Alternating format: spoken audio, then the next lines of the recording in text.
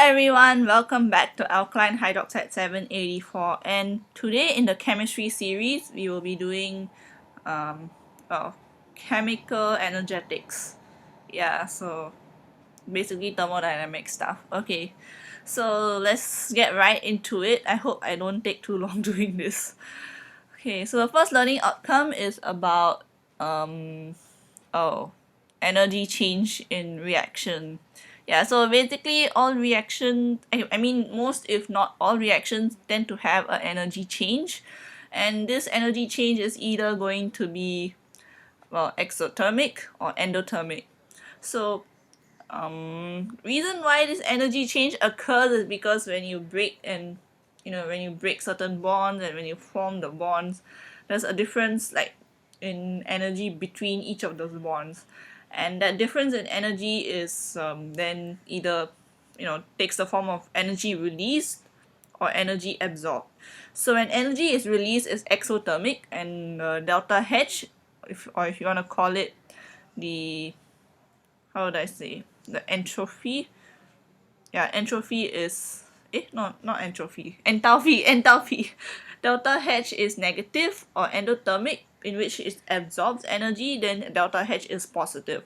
So if you want to think of how the enthalpy is, how to see whether it's negative or positive, you think of it as the change to the system itself rather than the change to the environment, because when it's an exothermic reaction, the system is losing energy, the energy is being released into the environment, and therefore the environment becomes warmer but the system loses energy. And an endothermic system, it gains energy, so the environment becomes colder but the system gains enthalpy in the sense, so delta H is positive. Okay, so now let's move on to one of the important things you need to know, which is the energy profile diagram. So if you have like any reaction, I don't know, maybe the formation of water or something, or maybe not formation of water, let's choose something easy. Like you're burning methane, for example.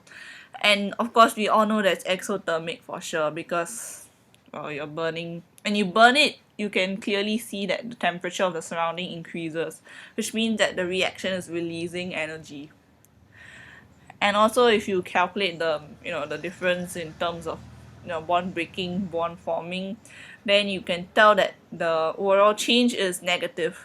Okay, so if you want to draw this in an energy profile diagram, first of all you start with the original reactant, which is methane and oxygen, and then you will draw a like this hump, like the hump on a camel, and that would help you to see the activation energy. So activation energy is the energy required to get the thing started, because you can't just put methane and oxygen and expect them to suddenly become carbon dioxide.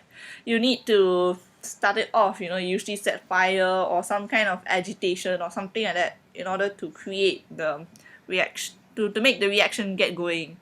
So that energy that you require is called the activation energy, and that would be represented by that big hump that you draw there. And after the big hump of the camel, I guess it looks, I don't know, reminds me of camels for some reason.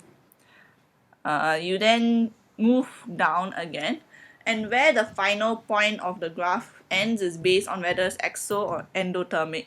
So since this is an exothermic reaction, the system has lesser energy at the end of the reaction. So that means the final line will be lower than the original line, and the final line will have the products, which is carbon dioxide and hydrogen. Sorry, not hydrogen. Water, yes, water. Yeah, so carbon dioxide and water, and yeah, that's pretty much it. Okay, never mind about all the weird sounds that always happen outside. Okay. So the next thing is, yeah, if it's an endothermic reaction, the line would end up higher, and after you draw it according to exo or endothermic, you can then see the difference in height between the starting reactant line and the product line, and then that would be your delta H in a sense. Yeah, and you can draw the arrow accordingly whether it's positive or negative. And for your activation energy, you can represent it with EA, where A is like the subscript kind of thing, so EA. Or if you have some other way of writing it, you can just write it in that way. Yeah.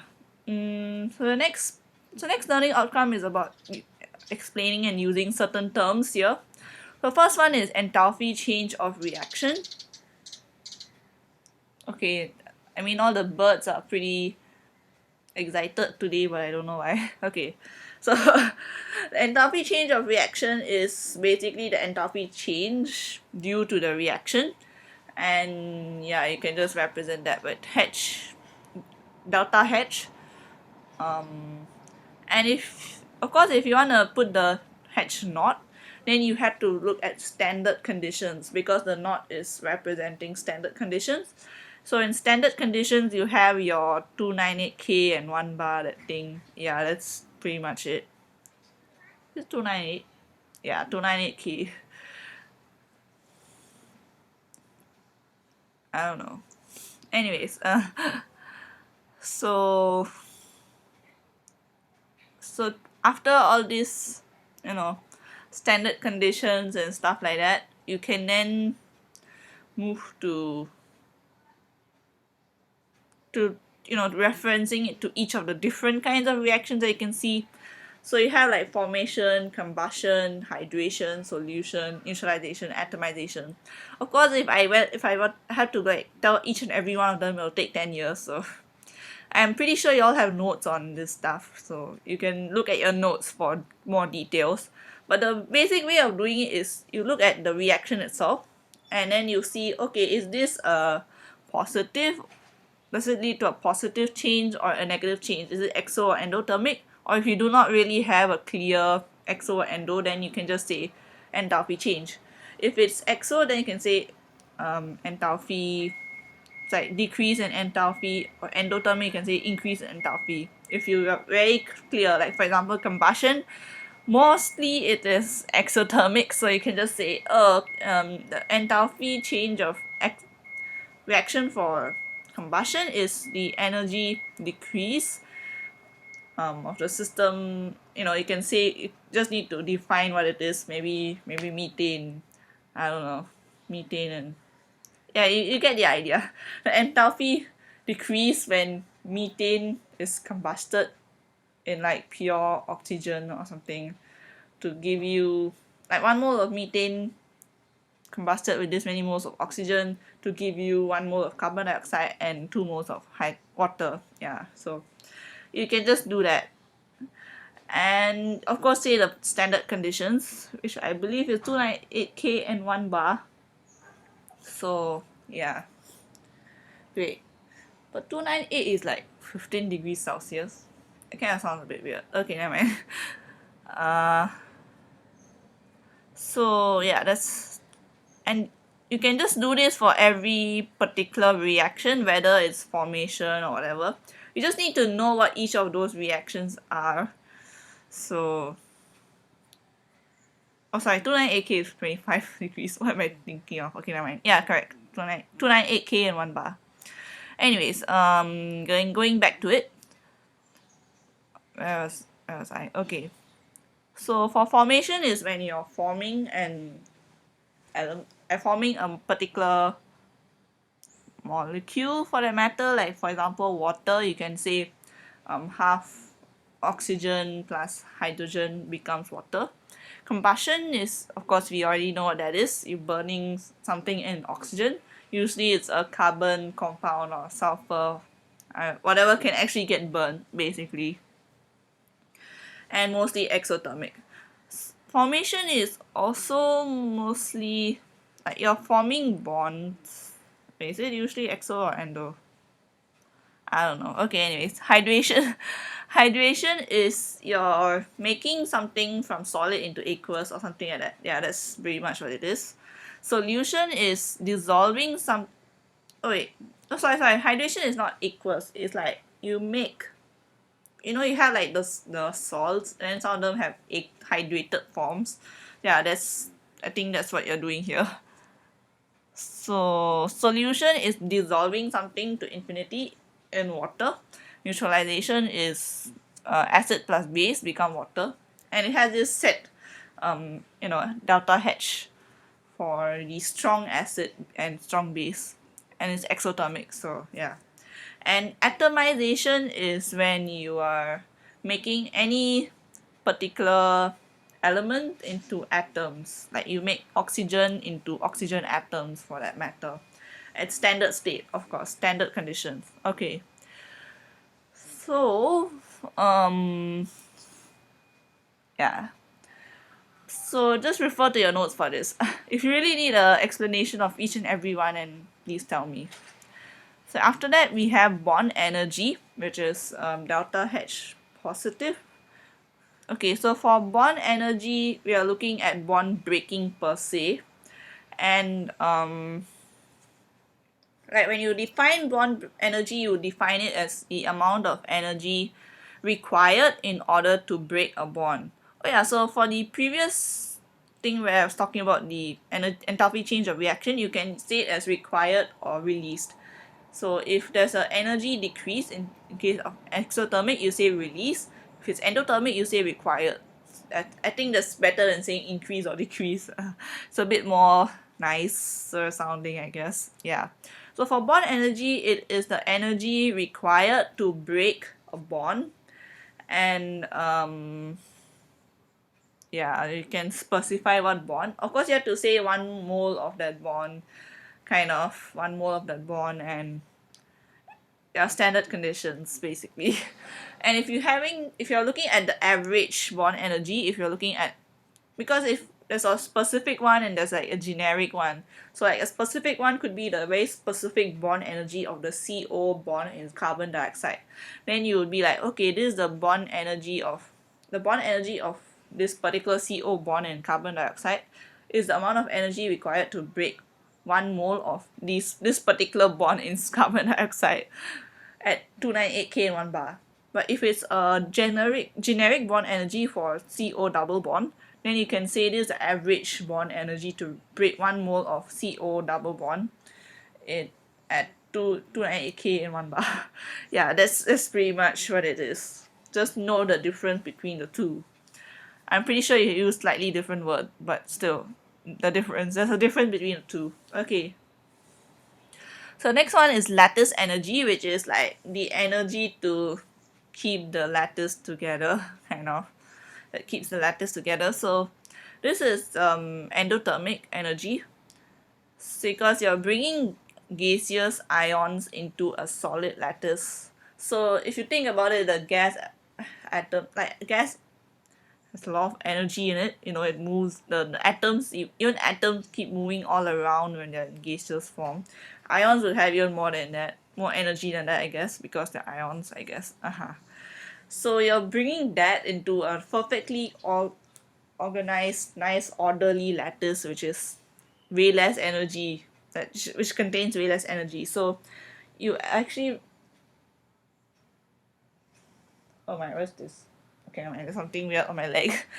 Just ignore that. Okay, so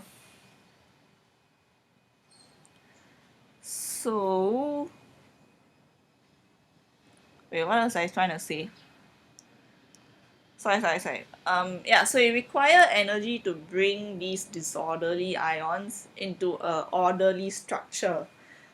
I mean, technically, by right, it seemed like there is way less energy per se, but you actually require energy to bring the ions into the orderly structure, because there's a lot of repulsion and stuff like that in general, or like, in gaseous form, the atom like to can freely move around, but in an orderly state it's quite hard to keep them together. So wait, what am I saying? I don't know what I'm saying. Okay. Oh, sorry. It is delta negative just because it releases a lot of energy. What was I trying to do just now? Okay, I'm confused. Okay. Sorry, so the point is the gaseous ions have way more energy than the solid lattice. So when you bring the gaseous ions into an orderly solid lattice, you're actually releasing a lot of energy, and it's exothermic. So bond energy is endothermic because you're breaking the bond, which is what keeps the thing stable, but you're breaking it and making it less stable, so you require energy to do that. So for lattice energy, it's the delta H negative, exothermic. So yeah, that's pretty much it. So if when you're writing the definition, you can say, oh, it's the amount of energy required to bring 1 mole of whatever ions it is to form this solid lattice, I guess, or to form, actually I don't remember ever, defining it at that, but, or you can say it's the energy required to keep all these ions bonded together in a solid lattice. Yeah. And I think generally the way we describe it is what is proportional to. So it's like proportional to um the multiplication, like the product of the charges, and inversely proportional to the sum of the radii. Yeah, something like that. Okay. Okay, so where was I? Okay, so enthalpy changes from appropriate experimental results. Okay, so the next one, like the thing that I just read, is you have to be able to calculate the enthalpy change from results that are derived from experiments.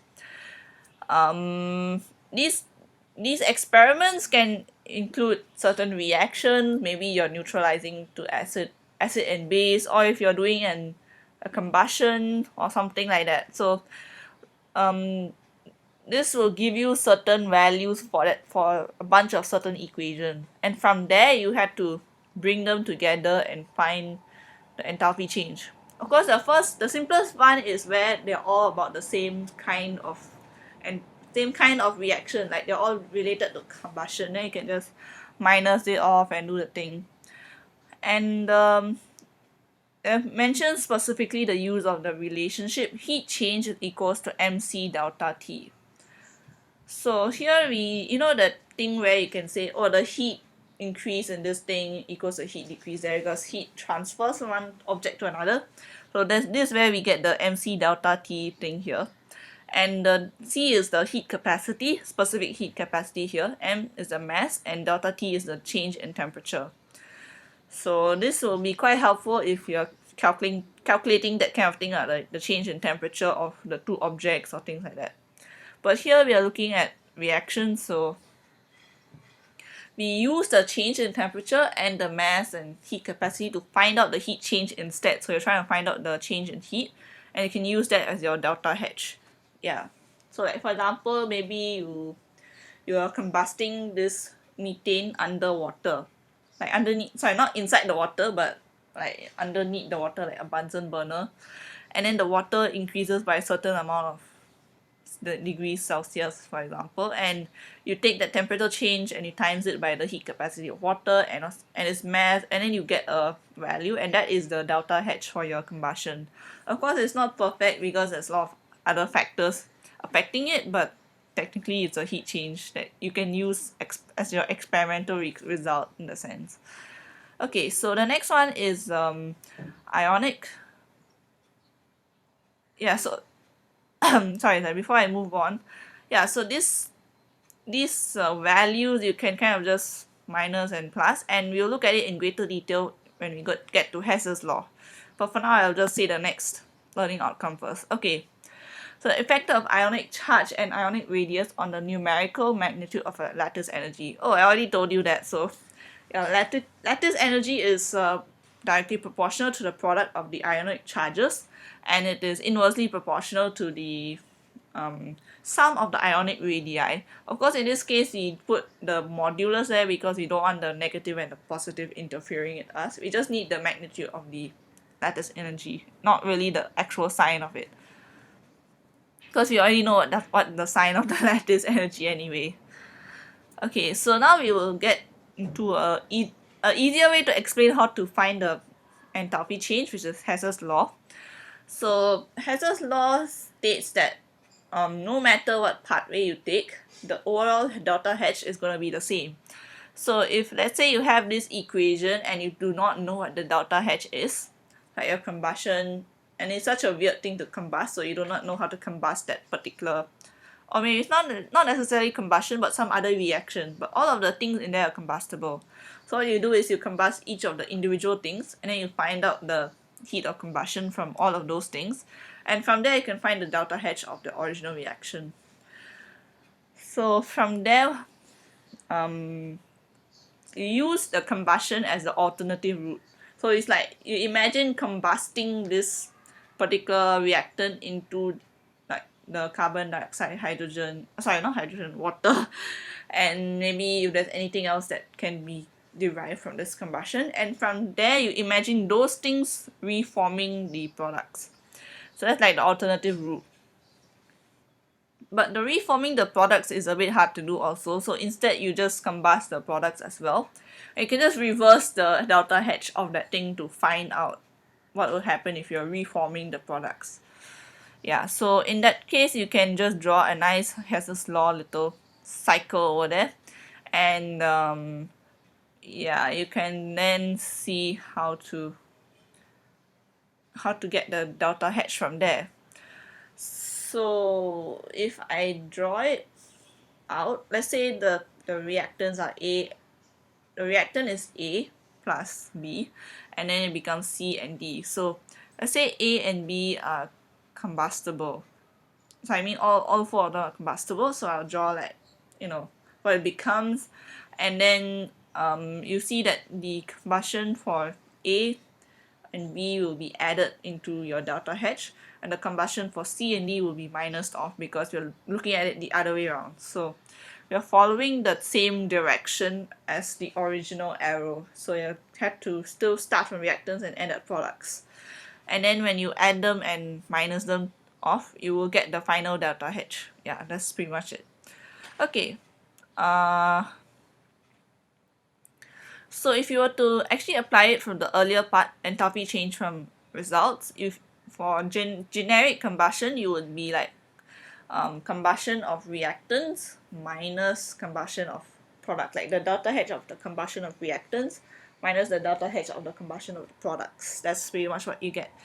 And for formation, it will be the other way around. It will be the delta H of the formation of products minus the delta H of the formation of combustion.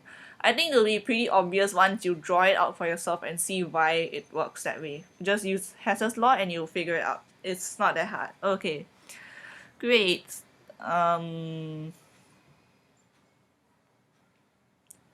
So of course in actual question you probably won't be just doing combustion and or formation on its own, but you have many different things. There'll be one for combustion, one for ionization energy, electron affinity, whatever else that you can have, and from there you need to calculate something. Yeah, so the three examples they give here is stuff that cannot be found by direct experiments, so I already told you that. So you can find the enthalpy change of formation by combusting everything and then seeing what the delta H is. The second example is formation of a simple ionic solid and of its aqueous solution. So when maybe you want to know how to form, like how much delta H it takes to form NaCl, but it's very hard to do that in reality. So you would obviously try to go the long route and see what delta H is from doing that. And average bond energy as well. So you can use this cycle to do everything. So yeah. So let me go specifically into the formation of a simple ionic solid, or if you want to be more specific, the lattice energy. So when you're calculating lattice energy, you usually use this special one. Is it the Born-Haber cycle? I don't know. Like this special one that isn't really a cycle per se, but more of this graph kind of thing. And you have the vertical axis as energy, and the horizontal axis is just horizontal axis, I guess. And you have a 0 point as well, where you put all of the elements in standard conditions. So for example, if you're saying oxygen in gaseous form at 298 kmol/bar, that is actually at 0 according to our reference point. Of course it actually has energy, it's just that we consider it to be 0 in our reference point. Because we're not looking at the absolute energy, we're looking at the change in energy, and therefore the actual energy of the oxygen is irrelevant to us. Yeah. Okay, so then from there, if let's say you're trying to get NaCl or something like that, then you can start from the Na and the Cl at their base at the standard condition, and from there you can put in the ionization energy if you're trying to remove electrons. In this case, for Na you would make it Na plus. But you have to remove electrons in order to put it inside, so please do the ionization energy part first before doing the electron affinity. So electron affinity is for when you're making anions like Cl minus and you need to add in an electron, so that's what electron affinity is for. And if you have that information, you can then so you first do Na to Na plus, then you do Cl minus, Cl to Cl minus using the extra electron from the Na to Na plus equation. Yeah, then from there you can then you have that part where it goes down, and that's the lattice energy, and you need to then figure out how to get to NaCl from Na and Cl. So if you have that information, then you can actually get the lattice energy of the entire of gaseous Na plus and Cl minus to NaCl. Of course, the Na plus and Cl minus, when you originally do it, only the Cl minus will be in gaseous form. So Cl minus, so for Cl2 you make it Cl gaseous, and then you make it Cl minus. For Na in solid, you need to make it Na gaseous and then Na plus in gaseous. So you need to do all those things in order to get the lattice energy, which seems like such a pain in, very painful, but that's just how it's done. Okay, so let's move on because I talked too long about it, and I really want to finish this as quickly as I can. So explain and use the term entropy. Entropy. Well, entropy is what I accidentally said at the beginning, but it actually is referring to the disorder of the system. And it is a fact apparently that the entropy is increasing day by day. Even if we organize our room, the overall entropy of the universe keeps increasing every day, which is kind of scary, but okay. Basically, the world is getting more disorderly as time passes. Okay. So if you're saying an increase in entropy, it means it becomes more disorderly. If it's decreasing entropy, it means it becomes more orderly. Okay, so the entropy of a chemical system.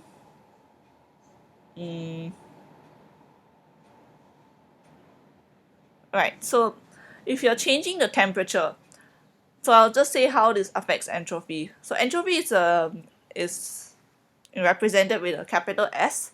So the entropy change will be delta S. Okay, cool. So change in temperature. If you increase the temperature, it becomes hotter. That means there's more energy and the atoms move around more. Especially if it's gaseous, obviously it's gonna move around a lot, and therefore the entropy increases. Change in phase. Gaseous has more entropy compared to a solid, which is nice and orderly. There's not much disorder there. And change in number of particles. If you increase the number of particles for a gaseous system, definitely the entropy will increase. I mean, you can just do the vice versa yourself, so I'm not bothered to explain that. Okay, so mixing of particles. If you have only one pure substance, the entropy won't be as high, but once you put two different substances and they mix around, there's a lot more disorder, so the entropy increases. Okay, great. Yeah, quantitative treatment is not required. You don't need to state the exact increase or exact decrease or whatever. Yeah, just say whether it increases or decreases according to the context of the question. Okay, so using what I just told, you can kind of predict whether the entropy change for a process or reaction is positive or negative based on whether maybe the temperature increases or whether it's exo or endo. Maybe that might actually give you a clue, or you can just look at the number of particles or whether the phase is changing and things like that. So just see how that happens, and you can just see whether it's positive or negative change in entropy. Okay, so or if you're a little bit confused as to whether it's positive or negative, you can always use our wonderful equation, which I think everyone remembers. It is the delta G naught equals to delta H naught minus T delta S naught. Yeah, so you can actually calculate entropy from there. But usually you're using it to calculate the G rather than the S. Yeah, so So what is delta G naught? It is the standard Gibbs free energy change of reaction. Yeah, just remember that's what it means. Yeah. Okay, so it will tell you the spontaneity of the reaction. Delta H is the change, whether it's exo or endothermic. Delta S is about whether the disorder increases or decreases, but delta G is about how spontaneously the reaction will occur. So like the free energy of the reaction, like reaction is spontaneous, it will automatically occur. If it's not very spontaneous, it's very hard to get it going. Yeah. So, yeah, of course there's another equation to get delta G, but I don't think you really need to know that. It's the Arrhenius one, I think. Okay, so how do we decide whether a reaction is spontaneous when we look at the delta G? So when the delta G is, you know, positive, the reaction, like the reaction won't be, wait, sorry. And the delta G is positive, the reaction should be spontaneous, I believe. I don't remember. Oops.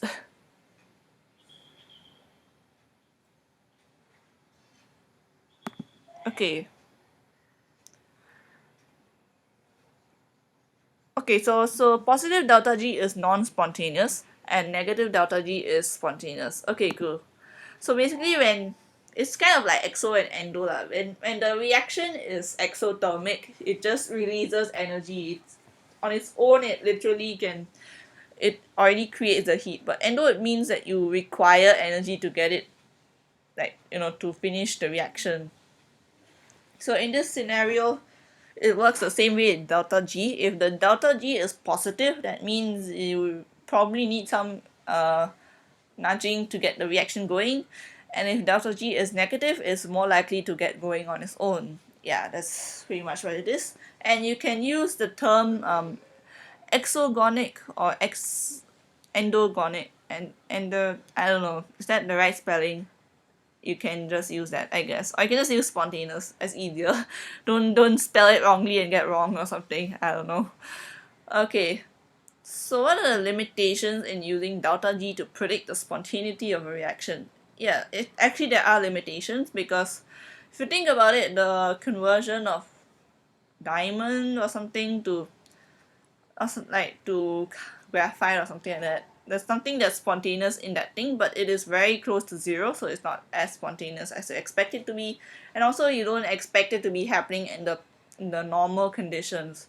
So spontaneity may also depend very much on the temperature or the context of where the reaction is going on and things like that. So there's other things that actually affect whether the reaction occurs or not at a certain period of time. Okay, so the temperature change can affect the spontaneity of the reaction. So, the equation that we have, delta G naught equals to delta H minus delta T delta S. Just use that to figure out how the temperature change affects the spontaneity of a reaction, because the delta H can affect what your delta T can do, what your T must be in the sense. So if your H is positive, then you need to minus more than that H in order to get it to be negative. But if your H is like negative already, then your delta G is more likely to be negative even without really minusing stuff. Yeah, that's the basic idea. Of course, the delta S also determines whether the overall thing is positive or negative, because delta S can be positive or negative as well, and that will affect the sign of the T delta S. So yeah, in that scenario you just need to know which T will work for which, will work based on the sign of the H and the sign of the S. Do note that S is usually like a magnitude of thousands smaller than the H itself, so the T will be, like the S itself may not really change the H as much if the T is very low. But if the T is quite large, then only you have a difference, you have some kind of significant change in the delta H to give you your delta G. Yeah. Okay.